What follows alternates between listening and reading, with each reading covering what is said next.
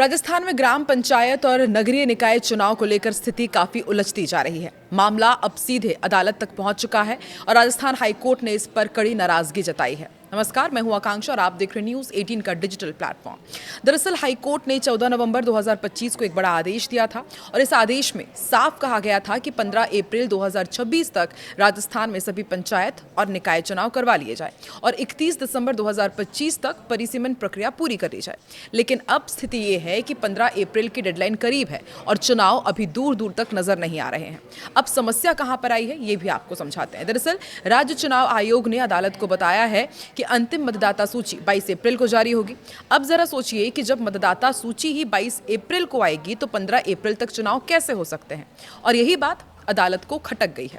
High court का सख्त रुख सामने आया। इस पूरे मामले पर सुनवाई करते हुए कार्यवाहक चीफ जस्टिस एसपी शर्मा की बेंच ने कड़ा रुख अपनाया और ये साफ साफ पूछा कि जब हमने स्पष्ट आदेश दिए थे तो आयोग ने तय समय सीमा से बाहर कार्यक्रम कैसे जारी कर दिया है। यानी कि साफ पूछा गया कि 15 अप्रैल तक की समय सीमा कोर्ट की तरफ से दी गई थी, फिर 24 अप्रैल को मतदाता सूची कैसे जारी होगी। इतना ही नहीं, कोर्ट ने राज्य सरकार और चुनाव आयोग दोनों को अवमानना नोटिस भी जारी कर दिया है और 4 हफ्ते में जवाब देने के लिए कहा गया है। अब आपको बताते हैं कि दरअसल ये पूरा मामला है क्या, याचिका किसने लगाई, किसकी याचिका पर सुनवाई करते हुए हाईकोर्ट ने सख्त रुख अख्तियार किया है। दरअसल ये पूरा मामला पूर्व विधायक संयम लोढ़ा की याचिका से जुड़ा हुआ है।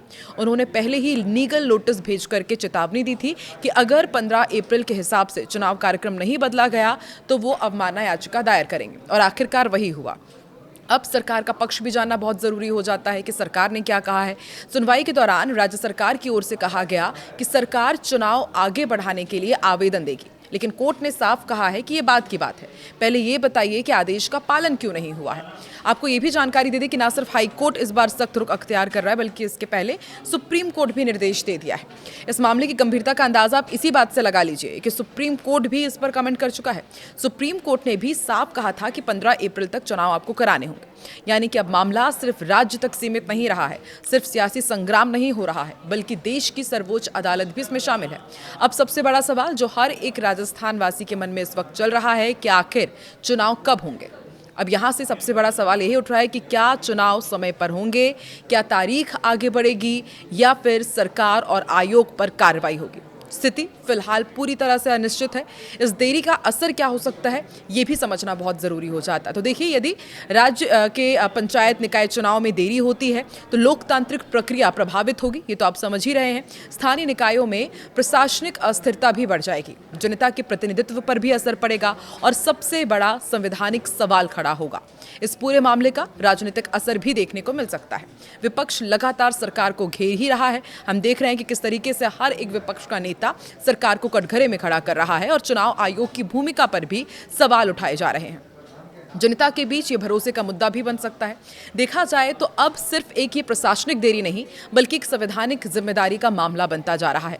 जब अदालत स्पष्ट आदेश देती है तो उसका पालन करना बहुत जरूरी होता है, और अगर ऐसा नहीं होता है तो ये न्यायपालिका की अवमानना मानी जाती है।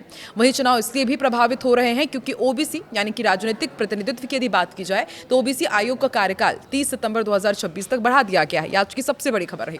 इसके बाद अब अक्टूबर तक चुनाव होने की संभावना लगभग खत्म हो चुकी है। चुनाव टलने की मुख्य वजह ओबीसी आयोग की रिपोर्ट ना आना है। बिना आयोग की पूरी रिपोर्ट के पंचायत समितियां और नगर निकायों में सीटों का आरक्षण ही तय नहीं हो पाएगा। तो आयोग को कई जिलों से जो जनसंख्या के आंकड़े मिले हैं वो अधूरे हैं, गलत पाए गए हैं। कुछ गांव में तो ओबीसी की आबादी ही शून्य दिखाई गई है, जबकि एससी, एसटी और ओबीसी का सही अनुपात भी तय नहीं हो पा रहा है। आयोग ने यह भी स्पष्ट किया है कि अधूरे और गड़बड़ डेटा के कारण रिपोर्ट तैयार नहीं हो पाई है। पहले ये उम्मीद जताई जा रही थी कि 31 मार्च तक शायद ओबीसी आयोग की रिपोर्ट आ जाएगी, लेकिन डेटा की खामियों के चलते अब दोबारा सर्वे कराना पड़ रहा है। सरकार ने सुप्रीम कोर्ट के ट्रिपल टेस्ट फॉर्मूले के अनुसार सही और विश्वसनीय आंकड़ों के आधार पर आरक्षण लागू किए जाने का फैसला लिया है। विपक्ष लगातार सरकार पर आरोप लगा रहा है कि ओबीसी रिपोर्ट की आड़ में जानबूझकर चुनाव टाले जा रहे हैं, और विपक्ष तो ये भी दावा कर रहा है कि सरकार चुनाव कराने से डर रही है और इसलिए रिपोर्ट का बहाना बना रही है। राजस्थान सरकार ने मई 2025 में ओबीसी आयोग का गठन किया था और अब कार्यकाल बढ़ाकर सितंबर तक कर दिया गया है। ऐसे में अक्टूबर में चुनाव कराने की संभावना बढ़ गई है। अब आगे क्या होगा ये भी आपको समझाते हैं। देखिए, अब सबकी नजरें अगली सुनवाई पर टिकी हुई है। क्या सरकार समय बढ़ाने की अनुमति ले पाएगी? क्या कोर्ट सख्त कार्रवाई करेगा या फिर जल्दबाजी में चुनाव करवाए जाएंगे? इन सवालों के जवाब आने वाले दिनों में मिलेंगे। आपकी क्या राय है? आपको क्या लगता है कि चुनाव समय पर होने चाहिए थे या सरकार को और समय मिलना चाहिए? कमेंट करके जरूर बताइए।